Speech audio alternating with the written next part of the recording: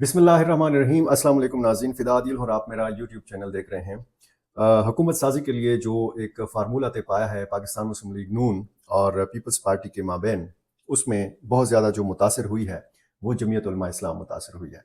जमीयत उलमा इस्लाम ने एक तो वाज़ेह ऐलान किया है अपनी तरफ से भी कि वो हुकूमत में शामिल नहीं होगी। पहले मरकज़ के हवाले से बात की गई कि जी वो वफाकी हुकूमत में शामिल नहीं होगी। मौलाना फ़ज़ल रहमान ने बड़ा वाज़ेह अंदाज़ में कह दिया था कि वो अपोजिशन में बैठेंगे और उन्होंने बाकायदा नवाज शरीफ साहब को भी दावत दी थी कि वो भी अपोजिशन में बैठे। उसके बाद फिर एक चांस रहता था, एक मौका रहता था, एक इम्कान रहता था कि हो सकता है जमीयत उलमा इस्लाम से बात की जाए और वो बलूचिस्तान हुकूमत का हिस्सा बन जाए।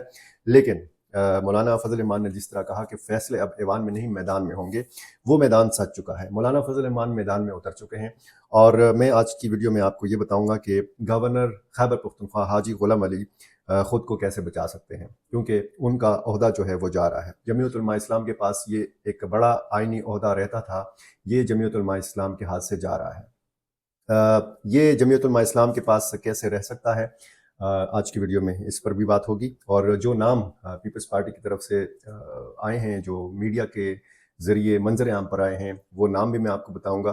और एक दिलचस्प चीज़ जो मैं आपको आज की इस वीडियो में बताऊंगा वो ये कि इस सूबे का मुमकिन तौर पर गवर्नर जो है वो डेरा इस्माइल खान से हो सकता है। और इस सूबे का जो आइंदा आने वाला चंद दिनों में आपको पता लग जाएगा कि जो वज़ीर आला हैं, बल्कि पता तो आपको लग ही चुका है, अली अमीन गंडापुर, वो भी डेरा इस्माइल खान से ताल्लुक़ रखते हैं। ये दोनों यानी अली अमीन गंडापुर और फैसल करीम कुंडली, जिनका नाम लिया जा रहा है बतौर गवर्नर के वो बहुत मजबूत उम्मीदवार हैं, ये डेरा इस्माइल खान के उस हलके से ताल्लुक़ रखते हैं, कौमी असम्बली के हलका गालिबन NH 44 है, कि जहां इन्होंने आपस में इलेक्शन लड़ा। फैसल करीम कुंडली कामयाब नहीं हो सके, इसी हलके से इलेक्शन लड़ा मौलाना फजल रहमान ने, वो कामयाब नहीं हो सके और यहाँ से कामयाब करार पाए हैं अली अमीन गंडापुर, जो वज़ीर आला खैबर पख्तूनख्वा नामजद किए गए हैं इमरान खान साहब की जानिब से।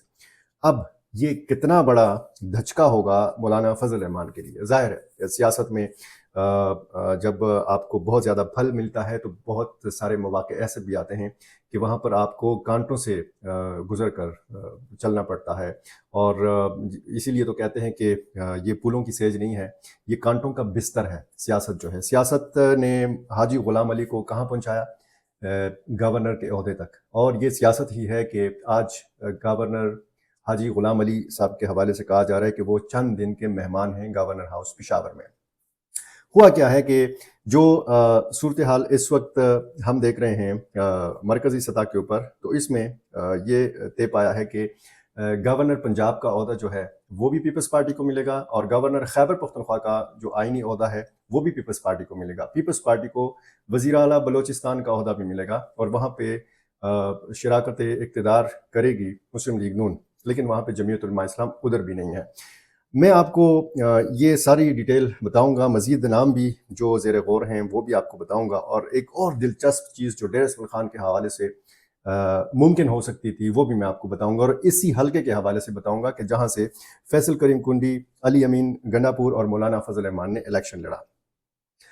जो चीफ जस्टिस काजी फाइज ईसा ने कादियानियों के हवाले से एक फ़ैसला दिया था कि वो अपने मज़हब की तबलीग कर सकते हैं, उस हवाले से बाकायदा मैदान में उतरे हैं मौलाना फजल रहमान और उन्होंने बड़ा सख्त रद्द अमल दिया है चीफ जस्टिस काजी फाइज ईसा के इस फैसले के हवाले से। उनका ये कहना है कि चीफ जस्टिस काजी फाइज ईसा का कादियानियों को अपने मज़हब की तबलीग के लिए इजाज़त देना शरीयत, आइन और कानून के ख़िलाफ़ है। इस फैसले को अलल ऐलान मुस्तरद करते हैं। मौलाना फजल रहमान कहते हैं कि ये फ़ैसला मगरिब की ख्वाहिशात पर किया गया है। मौलाना फजल रहमान ने कहा कि फ़ैसले में पेश किए गए कुरान करीम के हवाले गलत और बददियानती पर मबनी हैं। कुरान करीम के दिए गए हवाले उनके शान नज़ूल और पस मंज़र से कोई मुताबिकत नहीं रखते। आइमा और खुतबा अपने खुतबों में इस फैसले के ख़िलाफ़ आवाज़ बुलंद करें। जुम्मे के जो खुतबात होते हैं उस हवाले से मौलाना फजल रहमान ने खुतबा और आइमा कराम से ये कहा है कि वो अपने खुतबों में इस फैसले के ख़िलाफ़ आवाज़ बुलंद करें, मैदान अमल में निकल आएँ। आलमी मजलिस से तहफ़्फ़ुज़ ख़त्म नबूवत इस हवाले से आइंदा के लाहे अमल का ऐलान करे। इस फैसले के ख़िलाफ़ नज़रसानी की अपील में JUI फ़रीक बनेगी। ये मौलाना फजल रहमान का ایک بیان ہے، اور یہی بیان انہوں نے ویڈیو کی صورت میں بھی جاری کیا ہے، جس میں ان کو باقاعدہ اس حوالے سے بات کرتے ہوئے دیکھا اور سنا جا سکتا ہے۔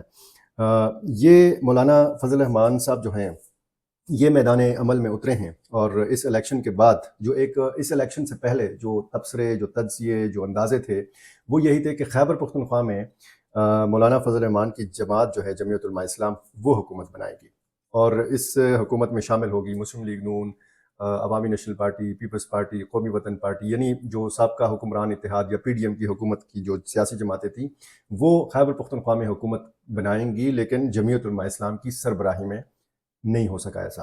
اور یہ بھی امکان ظاہر کیا جاتا رہا الیکشن سے پہلے کہ جی جمعیت علماء اسلام ٹھیک ٹاک حصہ وصول کر سکتی ہے بلوچستان میں بھی، اور وہاں پر بھی وہ اچھی خاصی جو ہے وہ سیٹیں لے سکتی ہے۔ اسی طرح مرکز میں بھی قومی اسمبلی کی جو نشستیں ہیں، اس حوالے سے اندازے لگائے جا رہے تھے کہ خیبر پختونخوا اور بلوچستان سے بہت زیادہ نشستیں مل سکتی ہیں جمعیت علماء اسلام کو، جس کی بنیاد پر وہ مرکز میں بھی حکومت کا حصہ ہوگی۔ اور مرکز کے حوالے سے تو پہلے سے یہ کہا جا رہا تھا کہ جی نواز شریف وزیر اعظم ہوں گے، مسلم لیگ نون کی حکومت ہوگی، اور پھر یہ کیسے ہو سکتا ہے کہ جب مسلم لیگ نون کی حکومت ہو اور پھر اس حکومت میں جے یو آئی نہ ہو، وہ باہر ہو۔ لیکن اس الیکشن میں نتائج ایسے آئے ہیں عجیب و غریب قسم کے کہ جیتنے والے بھی پریشان ہیں، ہارنے والے بھی پریشان ہیں، حکومت بنانے والے بھی پریشان ہیں، اپوزیشن میں بیٹھنے والے بھی پریشان ہیں۔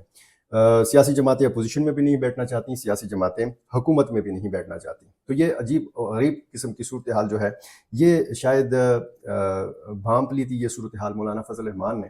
دور اندیش بندے ہیں، اور ایک ایسے سیاستدان ہیں کہ جو نباز ہیں، جو ہوا کا رخ دیکھ کر پیشگی فیصلہ کرنے کی صلاحیت رکھتے ہیں۔ یہ شاید ان کو پتہ تھا کہ جو صورتحال ہونی ہے اور جو بھی مرکز میں حکومت بنے گی، وہ کتنے مہینے کی یا کتنے سالوں کی مہمان ہوگی، یہ شاید اندازہ تھا مولانا فضل الرحمان کو۔ اس لیے انہوں نے کہا کہ فیصلے اب ایوان میں نہیں ہوں گے، فیصلے اب میدان میں ہوں گے۔ میدان میں وہ اتر چکے ہیں، اور گورنر خیبر پختونخوا کا عہدہ جو ہے وہ اب داؤ پر لگا ہوا ہے، کیونکہ جو اپوزیشن نے جو لفظ استعمال کیا ہے، یعنی تحریک انصاف کی طرف سے جو لفظ استعمال کیا گیا ہے، وہ یہ ہے کہ مسلم لیگ نون نے اور پیپلز پارٹی نے آپس میں بندر بانٹ کی ہے۔ اب ریوڑیاں ساری تقسیم ہو گئی ہیں۔ اس تقسیم میں جمعیت علماء اسلام کا کوئی حصہ نہیں ہے۔ جمعیت علماء اسلام کے پاس ایک عہدہ رہتا تھا، اور وہ تھا حاجی غلام علی صاحب کی شکل میں گورنر خیبر پختونخوا کا عہدہ۔ اس میں اب چونکہ یہ اتفاق ہو گیا ہے کہ یہ عہدہ جو ہے یہ پیپلز پارٹی کے حوالے کیا جائے گا۔ پیپلز پارٹی کی مرضی ہے کہ وہ اپنا گورنر یہاں پہ مقرر کرتی ہے یا موجودہ گورنر کو رہنے دیتی ہے۔ پیپلز پارٹی کی جو قیادت ہے، وہ ظاہر ہے کہ اگر آپ آصف علی زرداری کے حوالے سے بات کرتے ہیں تو ان کے حوالے سے کہا جاتا ہے کہ وہ مفاہمت کے بادشاہ ہیں۔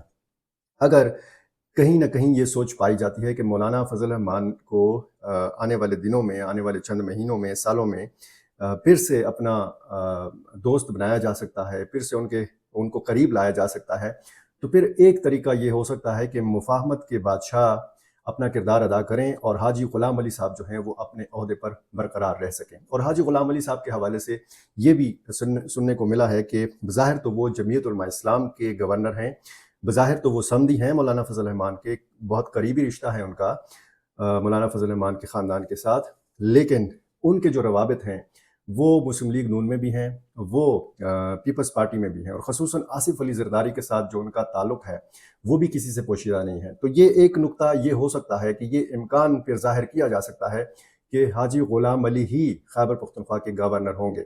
لیکن میڈیا میں جو نام چل رہے ہیں مختلف، ان میں بہت سارے نام ہیں۔ ان میں موجودہ جو صوبائی صدر ہیں پاکستان پیپلز پارٹی کے، محمد علی شاہ بادشاہ، ان کا نام بھی ہے۔ سابق صدر ہیں ہمایون خان، پیپلز پارٹی کے صوبائی صدر رہے ہیں، ان کا بھی نام ہے۔ یہ بھی کہا جا رہا ہے کہ ہو سکتا ہے کہ ہمایون خان جو ہیں وہ اگلے گورنر ہوں۔ یہ بھی کہا جا رہا ہے کہ جی پشاور سے جو تعلق رکھتے ہیں سید ظاہر علی شاہ، سابق صوبائی وزیر، پیپلز پارٹی کے دیرینہ کارکن، رہنما، سید ظاہر علی شاہ کے حوالے سے بھی یہ کہا جا رہا ہے کہ جی وہ بھی ہو سکتے ہیں۔ اچھا، صوبائی سیکرٹری اطلاعات ہیں امجد آفریدی، جنہوں نے حال ہی میں پیپلز پارٹی کے ٹکٹ پر کوہاٹ سے صوبائی اسمبلی کا الیکشن بھی لڑا، کامیاب نہیں ہو سکے۔ ان کے حوالے سے بھی کہا جا رہا ہے کہ ان میں بھی ایسی صلاحیتیں موجود ہیں کہ وہ خیبر پختونخوا کے گورنر مقرر کیے جا سکتے ہیں۔ بہت سارے شجاع خان کا نام ہے، خواجہ یاور نصیر کا نام ہے، مصباح الدین کا نام لوگ لے رہے ہیں، مختلف دیگر نام لے رہے ہیں۔ کچھ لوگ کہہ رہے ہیں کہ جی ہزارہ سے ہونا چاہیے، کچھ لوگ کہہ رہے ہیں پشاور سے ہونا چاہیے، کچھ لوگ کہہ رہے ہیں ڈیر اسماعیل خان والا بندہ جو ہے وہ زیادہ تگڑا ہے۔ تو وہ جو ایک دلچسپ چیز میں آپ کو بتانے جا رہا تھا وہ یہ ہے کہ اگر جمعیت علماء اسلام بھی اس حکومت سازی کا جو فارمولہ ہے اس میں شریک ہوتی، مولانا فضل الرحمان یہ اعلان نہ کرتے کہ جی وہ اپوزیشن میں بیٹھیں گے، تو پھر اگر یہ بھی ایک ممکن تھا کہ ڈیر اسماعیل خان سے ہی صدر مملکت جو ہے وہ پاکستان کو میسر آ جاتا مولانا فضل الرحمان کی شکل میں، تو ایک حلقہ NH 44، ایک ضلع ڈیر اسماعیل خان، یہاں سے صدر مملکت بھی ہوتا، یہاں سے گورنر خیبر پختونخوا بھی فیصل کریم کنڈی کی شکل میں اگر یہ ہو گئے تو، اور علی امین گنڈاپور یہ وزیر اعلیٰ خیبر پختونخوا آلریڈی نامزد ہو چکے ہیں۔ تو جناب یہ نام ہے، اور یہ تبدیلی جو ہے یہ کچھ لوگ کہہ رہے ہیں کہ اب اٹل ہے، یہ تبدیلی آنی ہے۔ اگر مسلم لیگ نون اس چیز پہ راضی ہو سکتی ہے کہ گورنر پنجاب کا عہدہ جو ہے وہ پیپلز پارٹی کو دیا جا سکتا ہے، کیونکہ وہاں پر وزیر اعلیٰ کا جو عہدہ ہے وہ ظاہر ہے کہ مریم نواز صاحبہ کے پاس ہوگا، تو گورنر ہوگا پیپلز پارٹی کا، اور آج موجودہ جو گورنر ہیں محمد بلیغ الرحمان صاحب وہ مسلم لیگ نون کے ہیں۔ اگر مسلم لیگ نون وہاں پہ قربانی دے سکتی ہے تو مسلم لیگ نون خیبر پختونخوا میں JUI کے گورنر کو بھی قربان کر سکتی ہے۔ لیکن چونکہ میں نے آپ کو کہا کہ سیاست میں کچھ بھی ممکن ہے، سیاست نام ہی مفاہمت کا ہے، مصلحت کا ہے، اور پھر اس میں بات چیت ہوگی، اس میں پھر رابطے ہوں گے، اور میری اطلاع یہ ہے کہ گورنر حاجی غلام علی نے اپنے جو ذاتی روابط ہیں وہ استعمال کرنا بھی شروع کر دیا ہے۔ ایسا نہیں ہے کہ جی پیپلز پارٹی سے فلاں نام اور فلاں نام اور فلاں نام۔ حاجی غلام علی اس حوالے سے کافی تگڑے واقع ہوئے ہیں، اور ہو سکتا ہے کہ وہ آئندہ چند روز میں سرپرائز بھی دے دیں۔ ہو سکتا ہے پیپلز پارٹی کی قیادت خود یہ اعلان کر دے کہ جی ہمیں تو یہ فارمولے کے تحت گورنر خیبر پختونخوا کا عہدہ ملا تھا، لیکن ہم اس موڈ میں ہیں، نہیں چاہتے کہ مولانا فضل الرحمان مزید ناراض ہوں، ہم نہیں چاہتے کہ حاجی غلام علی مزید ناراض ہوں، کیونکہ حاجی غلام علی نے جب یہ گورنر تھے اور یہاں پر PTI اپنا جو یہاں پہ حکومت تھی اسمبلی کی تحلیل کے حوالے سے، باقی اس کے بعد بہت سارے معاملات، الیکشن کے معاملات، اس میں PDM کی حکومت کا حاجی غلام علی نے بھرپور ساتھ دیا تھا، اور جس طریقے سے وہ کہا جاتا تھا کہ جی اچھا، ان پہ پھر جو اتحادی جماعتیں ہیں ان کے اعتراضات بھی سامنے آئے تھے، اور اعتراضات لگانے والوں میں مسلم لیگ نون بھی شامل تھی، اس میں پیپلز پارٹی بھی شامل تھی، اور اس میں عوامی نیشنل پارٹی سر فہرست تھی جو الزامات لگاتی تھی حاجی غلام علی کے اوپر۔ اور پیپلز پارٹی کی طرف سے جو زیادہ الزام لگایا جاتا تھا وہ فیصل کریم کنڈی صاحب کی جانب سے لگایا جاتا تھا۔ اب فیصل کریم کنڈی کیا اگر ممکنہ یہ صورتحال ہو سکتی ہے تو وہ مزاحم ہو سکتے ہیں، وہ مزاحمت کر سکتے ہیں، کسی بھی قسم کی مفاہمت کے آگے وہ رکاوٹ بن سکتے ہیں؟ کیا وہ حاجی غلام علی کا راستہ روک سکتے ہیں؟ جس طریقے سے اطلاعات یہ ہیں کہ انہوں نے صورتحال کو بھانپتے ہوئے ابھی سے رابطوں کا آغاز کر دیا ہے۔ نومبر 2022 میں حاجی غلام علی جو ہیں وہ گورنر خیبر پختونخوا بنے تھے، اور وہ تقریباً 6 یا 7 مہینے اس سے پہلے جو تھے قائم مقام گورنر مشتاق احمد غنی، جو موجودہ اسپیکر ہیں خیبر پختونخوا اسمبلی کے، اور اس سے پہلے آپ کو یاد ہے کہ شاہ فرمان صاحب جب شہباز شریف آئے عدم اعتماد کی کامیابی کے بعد، عمران خان صاحب وزیر اعظم نہیں رہے، وزیر اعظم ہو گئے شہباز شریف، تو شاہ فرمان صاحب نے یہ بڑا واضح اعلان کیا تھا، اور مجھے ہی انہوں نے انٹرویو دیا تھا، اس میں کہا تھا کہ میں بطور گورنر وزیر اعظم شہباز شریف کو پروٹوکول نہیں دے سکتا۔ اس کے بعد انہوں نے استعفیٰ دے دیا تھا، اور وہ عہدہ جو ہے وہ خالی رہ گیا تھا۔ پھر قائم مقام گورنر کے طور پر اسپیکر مشتاق غنی نے اپنی خدمات جو ہیں وہ انجام دی تھیں۔ اب اگر یہ نام آئے ہیں سامنے پیپلز پارٹی کی طرف سے، تو ان میں کون مرد میدان ٹھہر سکتا ہے، کون کامیاب ہو سکتا ہے، اور کیا یہ سارے نام جو ہیں پیپلز پارٹی کے یہ سارے پیچھے رہ سکتے ہیں اور حاجی غلام علی اس دوڑ میں آگے نکل سکتے ہیں؟ یہ آنے والے دنوں میں پتہ چلے گا، لیکن شدید غصے میں ہیں مولانا فضل الرحمان، اور جس طریقے سے نتائج آئے ہیں باقی سیاسی جماعتوں کی طرح مولانا فضل الرحمان بھی غصے میں ہیں، لیکن مولانا فضل الرحمان کا جو غصہ ہے اور ان کا جو اعلان ہے کہ جی وہ اپوزیشن میں بیٹھیں گے، وہ حکومت کا ساتھ نہیں دیں گے، اور باقاعدہ طور پر انہوں نے ایک حکمت عملی بھی طے کر لی ہے کہ کس طریقے سے انہوں نے میدان میں اترنا ہے۔ انہوں نے کہا کہ وہ سڑک پر احتجاج کریں گے۔ دیکھنا اب یہ ہے کہ مولانا فضل الرحمان اپنی اس تحریک کو कैसे अंजाम तक पहुंचाएंगे, और एहतजाज के साथ वो अगर असम्बली में जाएंगे, वहाँ पे बैठेंगे, वहाँ पे क्या बात करेंगे। और उन्होंने कहा कि उनकी जमात बाकायदा मुशावरत के बाद ये फैसला करेगी कि हमने पार्लिमानी सियासत मुस्तकबिल में करनी है या नहीं करनी, तहरीक चलानी है। ये भी एक अगर इस चीज़ को देखा जाए तो फिर मौलाना फजल रहमान ख़ुद ये कह सकते हैं हाजी ग़ुलाम अली साहब को कि जी छोड़ दें, इस्तीफ़ा दे दें।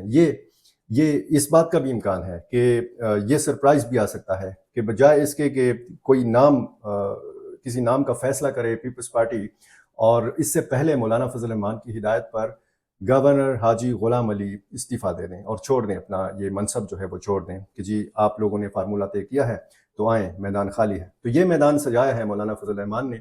आने वाले दिनों में देखा ये जाएगा कि वो मज़ीद क्या मैदान सजाते हैं। जिस तरीके से मौलाना फजल रहमान अफ़गानिस्तान गए थे और हमें ये तासुर मिला था कि वो एस्टैब्लिशमेंट की आशीर्वाद से अफ़गानिस्तान गए हैं बाकायदा। ये तो ठीक बात है, ये तो उन्होंने ख़ुद भी कहा है कि उन्होंने दफ्तर ख़ारजा से ब्रीफिंग ली, उन्होंने मुतल्लिका इदारों को ऑन बोर्ड लिया, एतमाद में लिया, वहाँ से ब्रीफिंग ली और उसके बाद वो अफ़गानिस्तान गए। तो उसके बाद उनके मुखालफिन ने यहाँ तक कह दिया था कि ये दौरा अफ़गानिस्तान जो है, इससे मौलाना फजल रहमान जो है वो सियासी फ़ायदा हासिल करना चाहते हैं। कौन सा सियासी फ़ायदा? आज मौलाना फजल रहमान के हाथ में क्या है? खैबर पख्तूनख्वा उनके हाथ में नहीं है, बलूचिस्तान उनके हाथ में नहीं है, मरकज़ में कोई हिस्सा उनके हाथ में नहीं है। तो ये वो चीज़ थी कि जो बिल्कुल गलत साबित हो गई मौलाना फजल रहमान के हवाले से कि जी उनके मुखालफिन ने जो एक प्रोपेगेंडा किया था। अब एस्टैब्लिशमेंट के ऊपर बहुत ज़्यादा गुस्सा है मौलाना फजल रहमान को। आने वाले दिनों में अगर मजहबी सियासी जमातों का कोई किरदार बनता है तो फिर उस किरदार की क़यादत करेंगे मौलाना फजल रहमान, क्योंकि बाकी मजहबी जमातें जो हैं वो भी मौलाना फजल रहमान की जानिब देख रही हैं कि वो क्या कदम उठाते हैं। बाकी जो सियासी जमातें हैं, लिबरल जो सियासी जमातें हैं जो धांधली के खिलाफ एहतजाज भी कर रही हैं, वो भी मौलाना फजल रहमान की जानिब देख रहे हैं कि अगर वो इस किस्म की तहरीक चला सकते हैं, अगर वो मैदान अमल में उतर सकते हैं, तो फिर वो बाकी सियासी जमातें जो हैं वो क्यों नहीं मैदान अमल में उतर सकती हैं। इस तरह आप देखें कि एमल वली खान का जो लबो लहजा है वो भी बड़ा सख्त हो गया है, और बाकी जो खैबर पख्तूनख्वा में पीटीआई के आज़ाद उम्मीदवार हैं जो हारे हुए हैं, जिनको कहा गया है कि जी आप कामयाब नहीं हो सके फ़लाँ फ़लाँ हल्कों से, उनको भी शदीद गुस्सा है। और अगर एहतजाज के हवाले से देखा जाए, अगर धांधली के ख़िलाफ़ बात करने के हवाले से कहा जाए तो JUI, PTI, ANP और इस तरह बाकी जमातें तकरीबन एक पेज पर नज़र आती हैं। मौलाना फजल रहमान मैदान में उतर चुके हैं, फैसले ऐवान में नहीं होंगे, फैसले अब मैदान में होंगे। गवर्नर खैबर पख्तूनख्वा के ओहदे पर अब सारी नज़रें हैं। सरप्राइज़ कौन देता है? बड़ा सरप्राइज़ पीपल्स पार्टी की जानिब से आता है या इस हवाले से बड़ा सरप्राइज़ जो है वो मौलाना फजल रहमान की जानिब से आता है? ये देखने वाली चीज़ होगी। पहल कौन करता है, ये भी बड़ी दिलचस्प चीज़ होगी। आपने अभी तक अगर मेरा चैनल सब्सक्राइब नहीं किया तो दरख्वास्त है इस खाकसार की कि ये कर लीजिए। बहुत शुक्रिया।